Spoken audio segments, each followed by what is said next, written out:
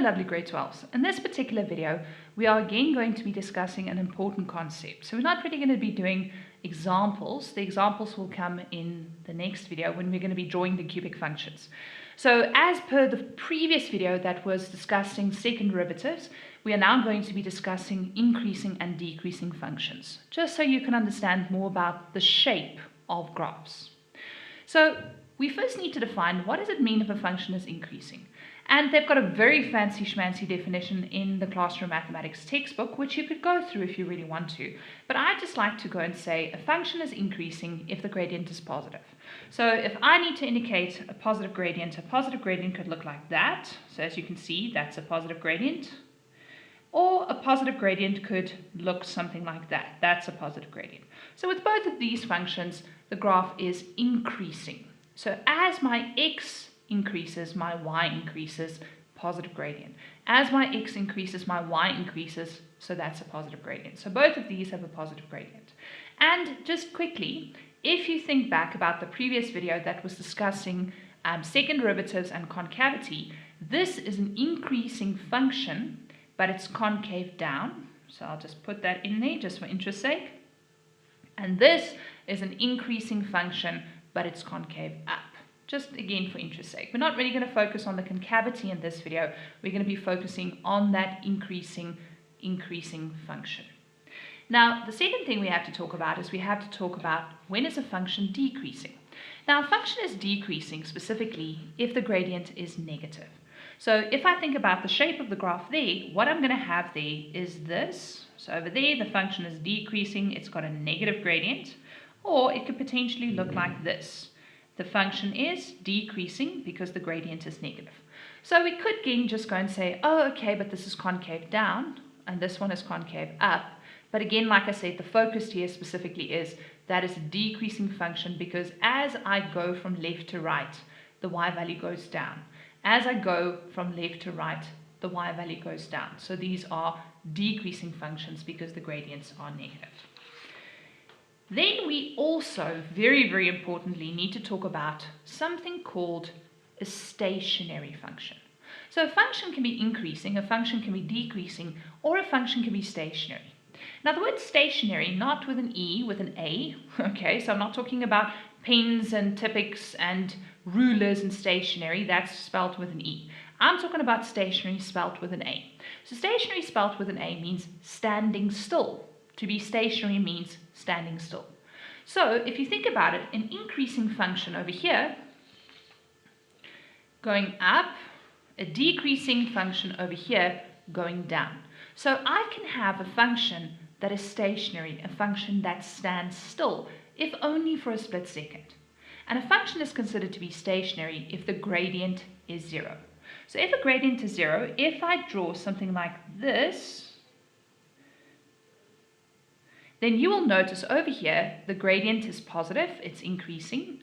Over here the gradient is negative, it's decreasing. But right over there, the gradient changes from positive to negative, which means right over there, the gradient is equal to 0. And you can even go and you can draw like a tangent, and tangents we did discuss in one of the previous videos to show that if I had to draw a tangent to the graph at that point of contact, it would be a horizontal line. And a horizontal line has got a gradient of 0. So a function is stationary if the gradient is 0. So at this turning point, my function is stationary. Or I could go even and I can look at one of those cubic graphs and I can say right over there, here, my gradient is 0. So that is a stationary point. And right over there, my gradient is 0. So that is also a stationary point. And those strange cubic graphs that I have been referring to, which looks like this. So in those cubic graphs that I've been talking about, right over there, we also have that gradient of 0. So over here, it's an increasing function. The gradient is positive.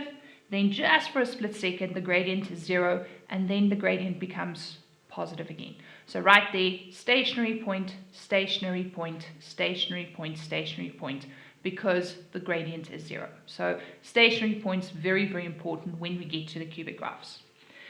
So what we are saying is we are saying, after the first video, which had to do, or the previous video I should rather say, that had to do with second derivatives, and this video that has to do with increasing and decreasing functions. Derivatives tell me a lot more about the shape of a graph.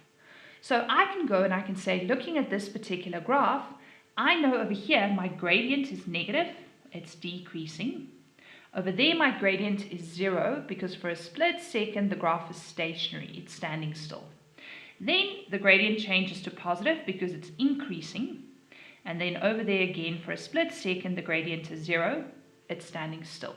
And then for the last bit of the graph the gradient is then negative. So I've got that negative gradient, 0 gradient, positive gradient, 0 gradient, negative gradient. Or in this case, for that interval of values, the graph is decreasing, the graph is stationary, the graph is increasing, the graph is stationary, the graph is decreasing. So with this, I can talk about first derivatives, because remember, the first derivative is the gradient function. So the first derivative indicates gradient.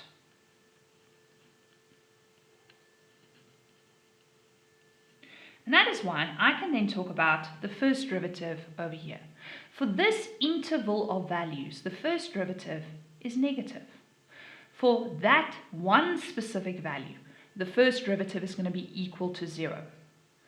Between these two values, so for this interval of values, the derivative is positive, and then the first derivative is 0, and again, the first derivative is negative. Because derivatives indicates that increasing, decreasing of a function. And just to refer to it, just so we connect this particular video with these important concepts with the previous video that dealt with second derivatives, we can go and say, please remember second derivative indicates concavity. So just to put the two together, I'm going to just indicate this point right there, which please remember, that is my point of inflection. And that point of inflection specifically shows you where the concavity changes. So before that point of inflection, the graph is concave up, which we spoke about in the previous video means the second derivative is positive. Then at that point of inflection, my second derivative, for core mathematics, it always means my second derivative is equal to 0. And then after that point of inflection, the graph is concave down, and because it's concave down, it indicates that the second derivative is negative. So we now know derivatives talk about the shape of the graph. First derivative, gradients, whether it's increasing, decreasing, or stationary. Second derivatives indicate concavity or even points of inflection. So when we start drawing those cubic functions, I will refer back to this again. So very, very important concepts. I know I keep saying the word very, very important all the time, but hopefully you will later on, when you understand and you've seen these cubic graphs, you'll realize why I keep on saying it's very, very important. I will try my best to stop saying that. Okay. Stationary points. Now, we've already discussed the whole idea of stationary points, but I just need to go and I need to refer a little bit more to stationary points. The first thing that you need to realize about a stationary point, it's where the gradient, so the first derivative, is equal to 0. Because the graph isn't increasing or decreasing, the graph is standing still. And that is why later on, when we determine stationary points, this is how we're going to determine stationary points, by setting the first derivative equal to 0. Now, I just want to go and quickly show you something interesting over here, just so you have a better understanding of stationary points. If I take my standard quadratic equation, my parabola, so I go and I say my standard parabola, y is equal to ax squared plus bx plus c. And I then find the first derivative, which is then going to be equal to 2 times a, so 2ax, plus 1 times b, so b, and that indicates a constant, so that's going to be 0. Then we just said that a stationary point is going to be where the first derivative is equal to 0. So if I go and I set that first derivative equal to 0, and I then solve for x in this equation. So it's a literal equation, but I'm going to put x on its own, I'm going to solve for x. Then I'm going to say minus b is equal to 2ax. And if I divide both sides by 2a, look at what I get over here. Now, this should look incredibly familiar to you guys, that x is equal to minus b over 2a, because this, people, is the formula for finding the turning point of a parabola, if you recall.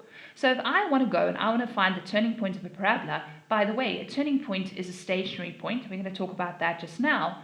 I go and I set minus b over 2a. And where do you think that formula came from? That formula you can deduce directly from setting the first derivative, the gradient function, equal to 0, and then we can get that formula. So that was just a side note, just so that you understand that stationary points is where the first derivative is equal to 0.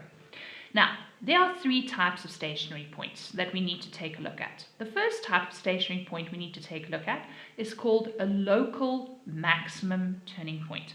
And a local maximum turning point in a parabola looks like this. So right there is my local maximum turning point. Or if I draw one of these cubic functions, my local maximum turning point is going to be over there. Now, the reason we use the word local is just sometimes that is the only maximum point.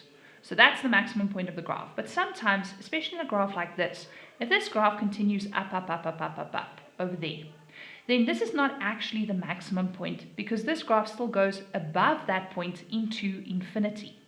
It's therefore that we now refer to local maximum turning points, because in that location, this is a maximum turning point. And specifically, turning points are where the gradients change, in this case, from positive to negative. So just before that turning point, it will be an increasing function. Then I will have a 0 gradient, which makes it a stationary point. And then after, I will have a negative gradient. But because the gradient changes from positive to negative, it's called a turning point. So please remember, in order for it to be called a turning point, the gradient's got to change, in this case from positive to negative. So over there as well, you'll notice it's an increasing function, positive gradient. Then I have that 0 gradient over there, and then straight after I've got that negative gradient, which makes it a local maximum turning point. We all are also going to refer to the fact that if you notice something about the concavity at a local maximum turning point, you should see all in this general area, everywhere in this general area where I've got that turning point, the concavity is down. Everywhere in that general area where I've got that turning point, specifically that maximum turning point, the concavity is down. But we're not going to really talk about the concavity right now. We will refer to it later again. We are going to talk about the gradient there, saying positive gradient, 0 gradient, negative gradient. Positive gradient, 0 gradient, negative gradient. So because of that change in gradient, it's a turning point, and it's a local maximum turning point. So that means discussing a local minimum turning point should be fairly easy and quick to do. Because now I can draw a parabola like that, or I can look at the other point on that cubic graph. So right there, that is my minimum turning point, and that is my local minimum turning point. Now, this changes a little bit from the previous one. The previous one, for the maximum, the gradient changed from positive to negative. In this one, at that turning point, the gradient is again going to be 0. But now it changes from decreasing a negative gradient to increasing a positive gradient. And over there again, it changes from decreasing a negative gradient to increasing a positive gradient. So for a local minimum turning point, the gradient has got to change, but it's got to change from negative to positive. Unlike the maximum turning point, where the gradient has to change from positive to negative. So those are the first two of my stationary points. Now, the last little stationary point we have to talk about is called a horizontal point of inflection. Now, these horizontal points of inflection we really don't encounter much in core mathematics. But that being said, they have in the past asked people to draw these graphs, which is also a cubic graph. We'll get to that in the next section, or this graph right there. Now, what I need you to understand is I need you to understand this. That right there, we've spoken about it before. We said it's a point of inflection because the concavity changes from concave down to concave up. But it's more than that. And the reason it's more than just a point of inflection is because over there my gradient is equal to 0. Now please people, I want to state again, If the gradient, so the first derivative, is equal to 0, that's a stationary point. That's a point where the graph, just for a split second, is standing still. So this is a stationary point. And over there we have that same situation. The graph is standing still. It's a stationary point. The gradient is 0. But we cannot call these turning points, because if you look at it, just before that stationary point, the graph is increasing. And then it has a 0 gradient, but after that, the graph is increasing again. So the gradient goes from positive to 0 to positive. This is not a turning point because I don't go from an increasing to a decreasing function. So it doesn't turn. The graph doesn't actually turn. It has a positive gradient, 0 gradient, positive gradient. So we call this a horizontal point of inflection, because right there, if I drew a tangent, the tangent would be horizontal. But I can't call it a turning point because it's not a turning point. It's actually a point of inflection. And this, we've got a negative gradient just before the point, a 0 gradient on the point, and then again a negative gradient straight after the point. So again, not a turning point because the gradient doesn't change from negative to positive with other turning points. The gradient goes from negative to 0 to negative. So please, people, remember these are stationary points. They are, however, also points of inflection. Why? Because concavity changes from down to up. And here the concavity changes from up to down. So those are my 3 types of stationary points, specifically referring in this case, this one, to my cubic functions. So like I said, this is more just an understanding of when I get to the next section, which is sketching cubic graphs, that you understand when I talk about concavity, that will refer to the video on second derivatives. And when I talk about increasing and decreasing functions, it will refer to this particular video. And also when I talk about the stationary points, it will refer to this video. So it's more just important that I told myself I wasn't going to say the word important. Apologies. And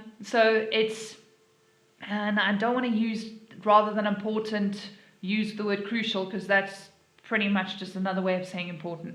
So I am asking you nicely to remember this for the next section. Thank you very much for listening.